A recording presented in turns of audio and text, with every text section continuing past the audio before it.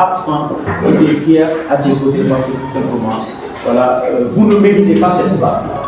Parce que moi...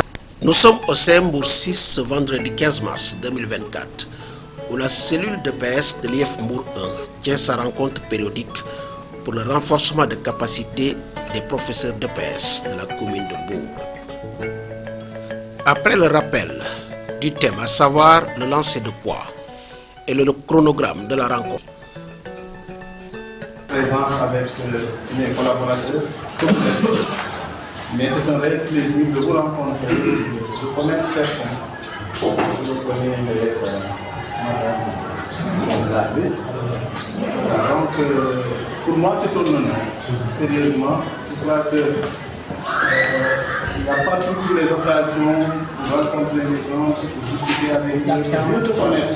Parce que de loin aussi, nous pouvons voir ce que l'on cherche. Je sais que l'éducation physique est une activité en tout cas qui fait son chemin. Hein? Parce que si vous voyez, de plus en plus on y accorde plus d'importance. Et les élèves veulent vraiment, à chaque fois qu'on a des velléités de grève, c'est parce qu'il y a un déficit de professeurs d'éducation physique dans une école. Cela veut dire ce que ça veut dire. Donc, comme je dis l'autre, de loin je vois. C'est vrai qu'on peut gouverner de loin, mais on administre de près. Donc, je fais la différence entre reconnaître et connaître. Je peux connaître tous les agents de l'IF Mbour, mais je ne peux pas tous les reconnaître. Connaître quelqu'un, connaître son profil, qu'est-ce qu'il a fait, son dossier, etc. Ça, c'est important pour les aspects de l'administration. Mais reconnaître les gens formellement, les appeler par leur nom, ça, quand même, c'est des inégalités qu'il ne faut pas occulter. Vraiment, tous mes respects à tout le monde, particulièrement à M. Sambé, que j'ai eu l'honneur de rencontrer par 2 fois et de parler avec lui au téléphone. Mais en tout cas, le système éducatif, c'est une maison de verre. Les gens se connaissent de très loin, chacun a sa réputation. J'ai la mienne. Donc, c'est ça le système. Travaillons ensemble pour le développement. En tout cas, merci beaucoup. Merci. Merci.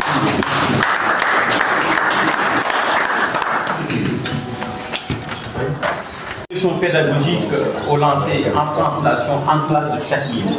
Donc nous sommes dans une activité de lancer des poids. Donc voilà, à chaque fois cette année on a piloté. Quand même c'est pas pour permettre de forcer les gens à venir, mais c'est pour une implication. Voilà, de l'ensemble des acteurs. Parce qu'on parle de formation continue. Donc dans la formation continue, il faudrait que les gens participent à l'activité, participent au débat pour au finish qu'on puisse avoir quand même quelque chose qui va nous permettre d'accroître nos compétences sur le terrain. C'est tout ça. Parce que le test c'est la pratique. Voilà, il y a la théorie, mais à 80% c'est la pratique. Donc si tu ne pratiques pas, tu ne peux pas être vraiment un enseignant dégoûté à la place. Il y a des chargés de cours. Effectivement. Ça ne veut pas dire que, mais il y a des choses qui sont acquises comme ça. Effectivement. Et finalement, il faut quand même une formation dans 140, c'est important. En fait, c'est un projet que nous avons mûri, que nous avons voulu mettre en place.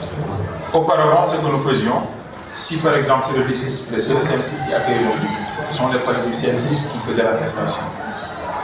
Et nous avons constaté que c'était très facile.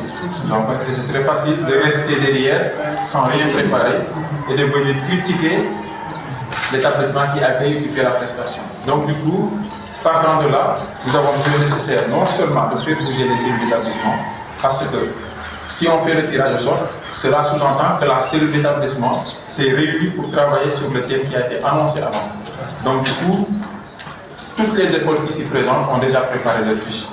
Maintenant, le tirage, le service d'établissement qui accueille ne fait que nous mettre à notre disposition la ressource humaine, c'est-à-dire les élèves et le matériel. Et maintenant, un quelconque collègue qui viendra, l'établissement qui sortira au tirage, cet établissement-là qui sera sur le terrain pour faire la prestation.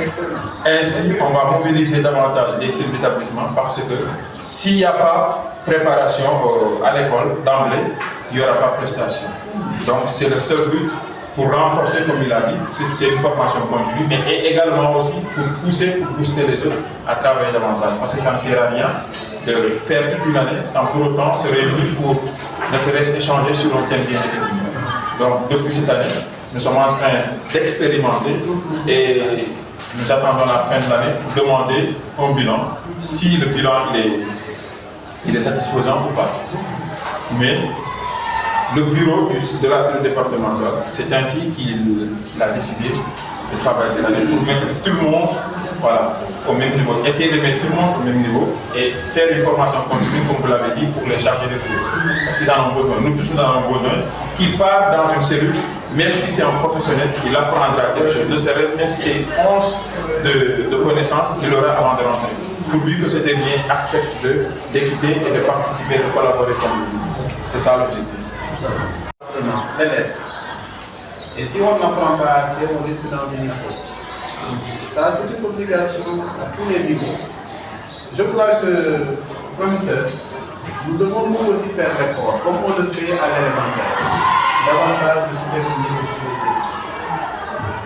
On n'est pas dans la sanction. On n'est pas, je ne dis pas qu'on ne sanctionne pas. On n'est pas directement dans la sanction. Il faut qu'on comprenne pourquoi certains ne viennent pas parce que mes collègues inspecteurs chefs de district, je les vois tous les jours convoquer des enseignants de l'élémentaire avec des demandes d'explication à ces bâtards. Vous me demandez pourquoi vous n'êtes pas venu. C'est comme quelqu'un qui ne vient pas à l'école parce qu'il a cours à 8h délibérément et il dit de venir. C'est-à-dire l'importance de l'éducation physique à l'école, c'est vous qui devez l'apporter. Si vous ne lui accordez pas cette importance-là, les gens continueront à penser que c'est une discipline qu'il faut traiter en parallèle. Or, ce n'est pas le cas. C'est une activité qui apporte de l'équilibre, n'est-ce pas, chez les élèves. C'est extrêmement important. Place maintenant au tirage au sort pour déterminer l'établissement qui aura l'honneur de faire la prestation de la journée. Et le hasard sortira le CEM Mbour 5.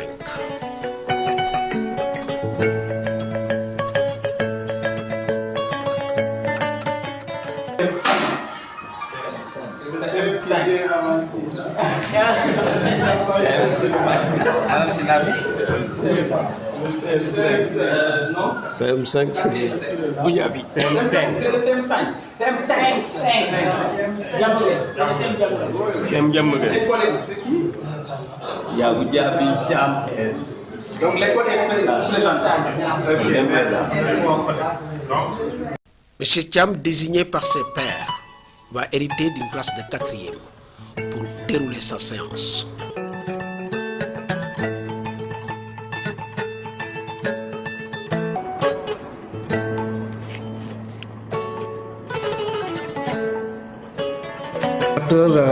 De la cellule d'EPS de Mbour Commune, c'est bien ça? Oui, bien ça. Donc, alors, aujourd'hui, c'était donc la cellule pédagogique dont le thème qui a été retenu, c'est le lancer de poids. Alors, au terme de cette journée, quelles sont vos impressions? Alors, merci beaucoup de m'avoir donné l'opportunité de s'exprimer, voilà, parce que c'est toujours important quand on organise ces journées pédagogiques quand même que ça puisse faire écho au niveau de la planète scolaire. Voilà, parce que c'est la formation continue, donc que nos supérieurs hiérarchiques nous ont demandé pour mieux harmoniser ce que nous faisons dans les établissements. Alors, par rapport à la cellule d'aujourd'hui, qui d'ailleurs je précise que c'est notre deuxième cellule après celle de Pointe-Sarène. Donc nous aboutissons ici au lycée au CEM de Mbour 6 pour faire notre deuxième rencontre à qui on a débattu le thème sur la progression pédagogique du lancer de poids avec la technique de translation. Donc pour vous dire que j'ai été tellement ému de la prestation du collègue au terrain, M. Thiam, que je précise que nous on a pris un nouvel élan de pouvoir vraiment permettre à tout le monde de participer aux cellules, cause pour laquelle on a innové cette année. Ce n'est pas uniquement l'école qui reçoit, qui doit faire la présentation au terrain, mais finalement, on aboutit à un tirage au sort qui permettra à tout un chacun de travailler d'abord dans leur établissement respectif avant de venir se présenter au grand groupe. Ce qui suppose un travail en amont dans les cellules d'établissement pour faire une fiche ensemble et venir présenter au cas où le tirage au sort tomberait sur eux. Et c'est une décision que l'ensemble du personnel magnifie parce que ça permet à tout le monde d'être aux aguets et de travailler, comme l'adage le dit, un enseignant qui cesse d'apprendre cessera d'enseigner. Et nous combattons contre cela. Pour la cellule d'aujourd'hui, vraiment c'est une satisfaction totale. Dans la mesure où tout le monde s'est exprimé. C'est ça qui est important. Parce que dans les recherches des compétences, du savoir, tout débat a des recettes positives. Tout à fait. Il n'y a pas dans les recherches, dans les débats intercognitifs, donc il n'y a pas quelque chose qui est mauvais. Par contre, on reçoit toujours, même si tu y a une idée qui n'est pas une idée louable, donc la correction ou bien les suggestions que les gens pourraient apporter par rapport à cela, donc tu vas gagner beaucoup de choses sur ça et ça te permet d'améliorer tes compétences là où tu seras demain et de faire valoir ce que ta matière te demande. Parce que cette EPS-là, c'est nous qui devons la valoriser pour qu'elle retrouve sa place au milieu de l'institution scolaire. Tout à fait. Voilà. Alors Philippe, au-delà de l'aspect pédagogique, est-ce que vous pouvez nous dire les problèmes auxquels les enseignants d'EPS sont confrontés dans les établissements de la commune? Effectivement, je suis très content de cette question parce que pour qu'il y ait d'abord un enseignement pédagogique normal, il faudrait d'abord qu'il y ait des ressources matérielles sur place. Et le gros problème que les enseignants rencontrent, c'est le matériel pédagogique. Et c'est ce qui est arrivé, c'est ce qui est visible aujourd'hui dans cette cellule-là. Pour une classe de 72 personnes, nous avions 8 poids.